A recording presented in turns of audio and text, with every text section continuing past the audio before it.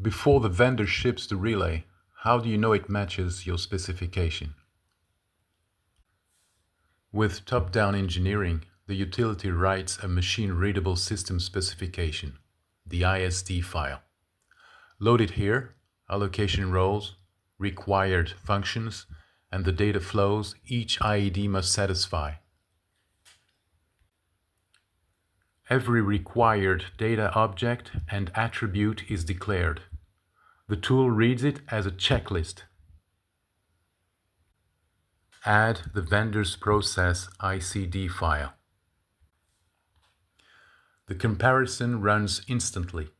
The ICD file is matched against the ISD file. IED 7SA87 protection matched by single device. All 5 logical nodes are present.